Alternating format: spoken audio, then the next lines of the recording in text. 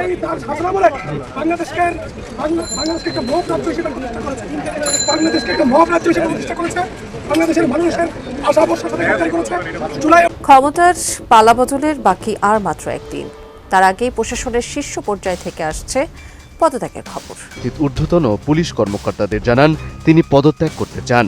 ওনার ডিকশনারিতে আসলে রিটায়ারমেন্ট বলে কিছু নেই। অনেস্টলি আমরা সিক এন্ড টায়ার্ড হয়ে যাচ্ছি আপনাদের এই সমস্ত এই কোশ্চেন শুনে। চিফ অ্যাডভাইজার পর এই যে পুলিশের আইজিকে নিয়ে কথা হচ্ছে, ঢাকা মেট্রোপলিটন পুলিশ কমিশনার থেকে শুরু করে অন্য যে সকল পুলিশ কর্তাদেরকে প্রেশনে এনে বা অবসর থেকে এনে তাদেরকে নিয়োগ দেওয়া হয়েছে, তাদেরকে দ্রুত তাদের পদ থেকে সরানোর জন্য নানা রকম দাবি উঠেছে। 750 কোটি টাকার একটি আইসিটি যন্ত্রাংশ কেনাকে কেন্দ্র করে যখন দুদকের চিঠি ইস্যু করা হয়েছে, ঠিক তখনই তিনি ভালোবাসা দিবস উপলক্ষে স্ত্রীর কাছে নেদারল্যান্ডসে উড়াল দিয়েছেন।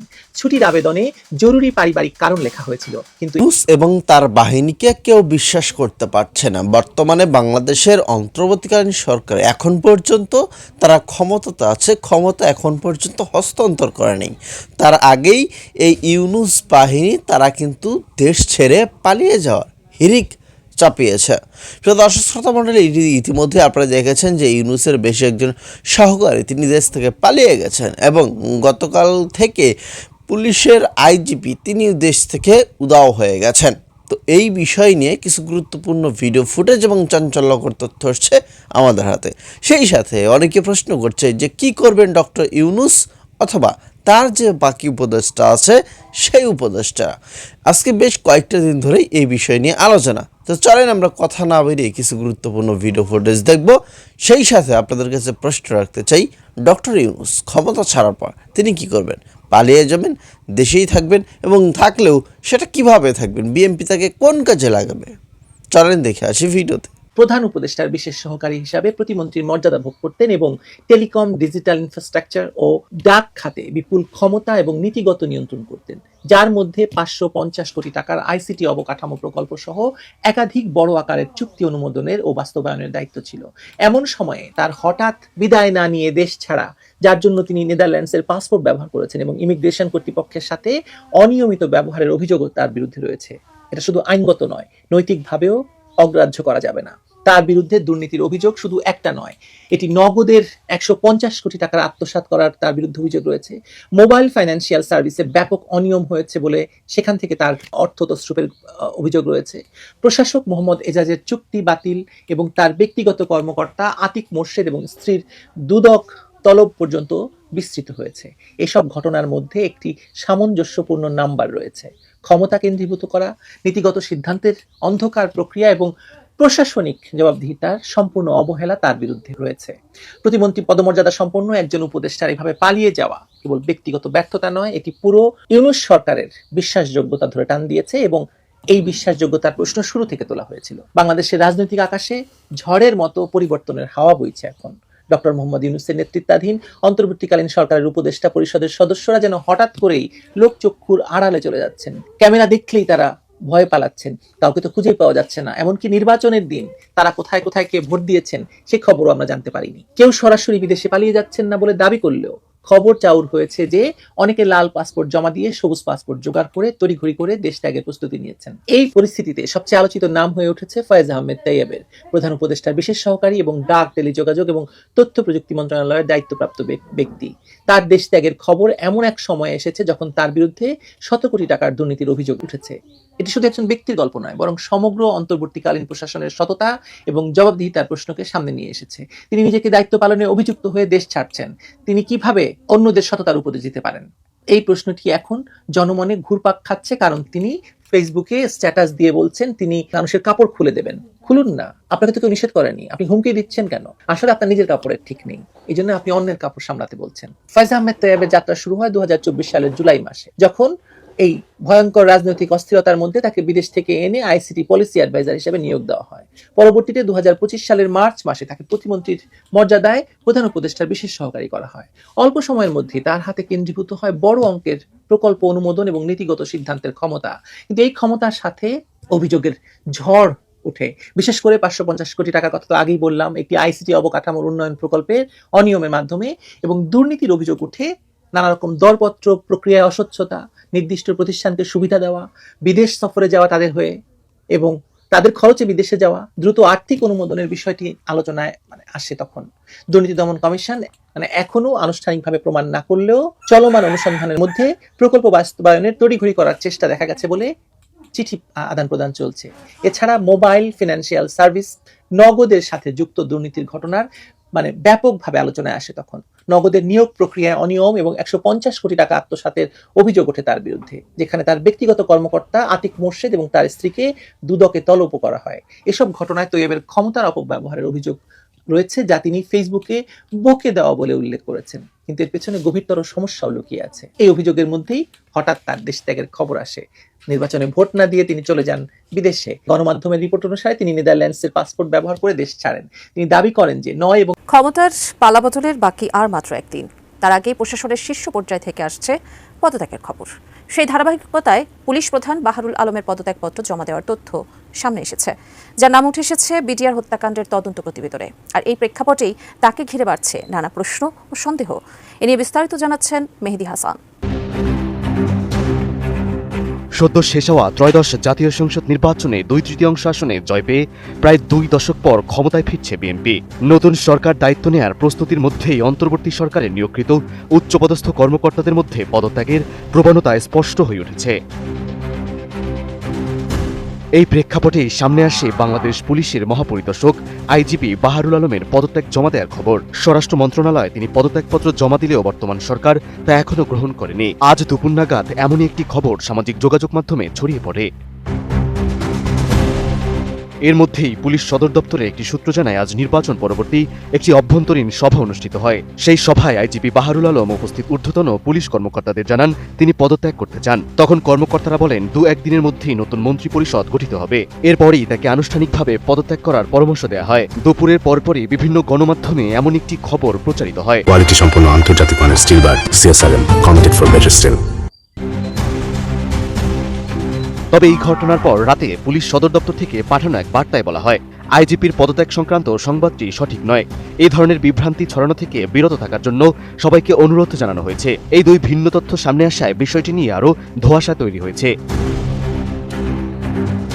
রোববার বিকেলে স্বরাষ্ট্র মন্ত্রণালয়ের একটি দায়িত্বশীল সূত্র জানায়, আইজিপি পদত্যাগের ইচ্ছা প্রকাশ করেছেন ঠিকই, তবে নতুন সরকার মঙ্গলবার শপথ নেয়ার পর তাকে সেই পদত্যাগপত্র নতুন সরকারের কাছেই জমা দিতে বলা হয়েছে। সে কারণেই অন্তর্বর্তী সরকার এখনই সিদ্ধান্ত নিচ্ছে না। আইজিপির এই পদত্যাগের পেছনের কারণ নিয়ে প্রশাসন ও রাজনৈতিক অঙ্গনে নানা প্রশ্ন উঠেছে। বিশেষ করে বিডিআর হত্যাকাণ্ডের ঘটনায় জাতীয় স্বাধীন তদন্ত কমিশনের প্রতিবেদনে তার নাম উঠে আসায় বিষয়টি নতুন করে আলোচনায় এসেছে। এই ঘটনায় 2024 সালের ডিসেম্বরে তাকে অপসারণ চেয়ে আদালতে রিট দায়ের করা হয়। ন্যাশনাল লয়ার্স কাউন্সিলের chairman advocate S M. Zulfikar Ali Jhunu ওই রিট দায়ের করেন। শুনানি শেষে আদালত রিটটি খারিজ করে দেন। এরপর একই বছরের 6 ডিসেম্বর প্রধান উপদেষ্টার কাছে চিঠি পাঠিয়ে বাহারুল আলমকে বরখাস্তের আবেদন করা হয়। পাশাপাশি বিএনপি নেতা নাসির উদ্দিন আহমেদ পিন্টু হত্যার বিচারের দাবিতে পুলিশ সদর দপ্তর ঘেরাও এবং স্বরাষ্ট্র মন্ত্রণালয়ে স্মারকলিপি প্রদান সহ একাধিক কর্মসূচি পালিত হয়। সরকারের একটি দায়িত্বশীল সূত্র জানিয়েছে, সব বিতর্ক সামনে আসার পর এক পর্যায়ে বাহারুল আলমের চুক্তিভিত্তিক নিয়োগ বাতিলের সিদ্ধান্ত নেওয়া হয়েছিল। তবে নির্বাচনের আগ মুহূর্তে সার্বিক পরিস্থিতি বিবেচনায় সেই সিদ্ধান্ত থেকে সরে আসে সরকার। বাহারুল আলম 2024 সালের 21 নভেম্বর আইজিপি হিসেবে দায়িত্ব গ্রহণ করেন। তিনি বিদায়ী আইজিপি মোহাম্মদ মইনুল ইসলামের স্থলাভিষিক্ত হন এবং 2 বছরের চুক্তিভিত্তিক নিয়োগের আওতায় দায়িত্ব পালন করছিলেন।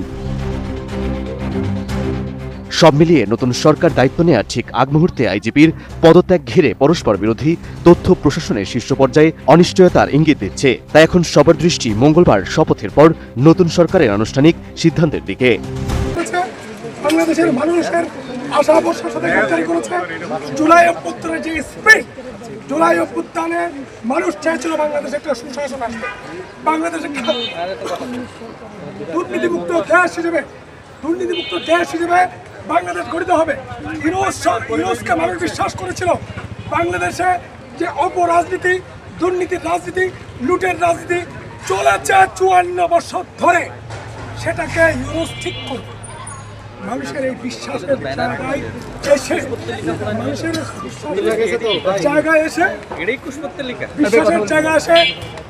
মানুষের আস্থা বিশ্বাসকে পুঁজি করে জুলাই ব্যবসা করেছে এই ইউনুস। বাংলার বাড়িতে আমি আবু তৈব হাবিলদার যদি কখনো আমার যদি মানে বেঁচে থাকি, আমি যদি বেঁচে থাকি, আমার বাড়ি চট্টগ্রাম, আমি চট্টগ্রামের মাস্টারটা সূর্য সেনের অনুসারী মনে করি। আমি ব্রিটিশ আন্দোলনের নেত্রী বিদ্রোহীতার উত্তরসূরি মনে করি। আমি ব্রিটিশ আন্দোলনের মহারানা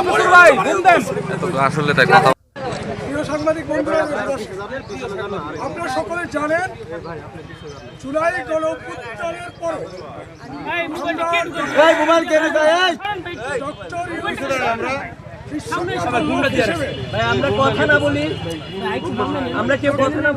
ডক্টর ইউনূস সাহেবকে বিশ্বখ্যাত লোক বলে, দেশের উন্নতি অগ্রগতি ত্বরান্বিত করবে বলে জনগণ এবং ছাত্রছাত্রীরা ওনাকে একটা বিশ্বাস করেছিল। কিন্তু দুর্ভাগ্যজনক হলেও সত্য যে পুরা শাসনামলে তিনি রাষ্ট্রকে ব্যক্তির সম্পত্তি বানিয়েছেন, কয়েকজন ব্যক্তির সম্পত্তি বানিয়েছেন। এই ডক্টর ইউনূস সাহেব যখন ঢাকা প্রথম নোবেল পান, আমি আবু তৈব হাবিলদার এই ঢাকা বিশ্ববিদ্যালয়ে প্রথম অভিনন্দন জানিয়ে মিছিল বের করি। তৎকালীন রাজনৈতিক দলগুলো, ছাত্র সংগঠনগুলো এর বিরোধিতা করেছিল। আমরা চেয়েছিলাম তাকে একটা সম্মান দেয় ঢাকা বিশ্ববিদ্যালয়ের জায়গা থেকে, কিন্তু সেই আমাকে যে ডক্টর ইউনূসকে অভিনন্দন জানানোর জন্য ঢাকা বিশ্ববিদ্যালয়ের মাটিতে আমি অভিনন্দন মিছিল বের করেছিলাম, সকলকে তোয়াক্কা না করে সেই ডক্টর ইউনূস বাংলাদেশের ক্ষমতায় বসে বাংলাদেশকে একটা লুটের রাজ্য বানিয়েছে। বাংলাদেশের অর্থনীতিকে, বাংলাদেশের রাজনীতিকে, বাংলাদেশের সামাজিক অর্থনীতিকে, সামাজিক নীতিকে, বাংলাদেশের সংস্কৃতিকে পুরোপুরি ধ্বংস করে দিয়েছেন এই পাপিষ্ট, এই সূক্ষ্ম, এই মার্কিনের দালাল।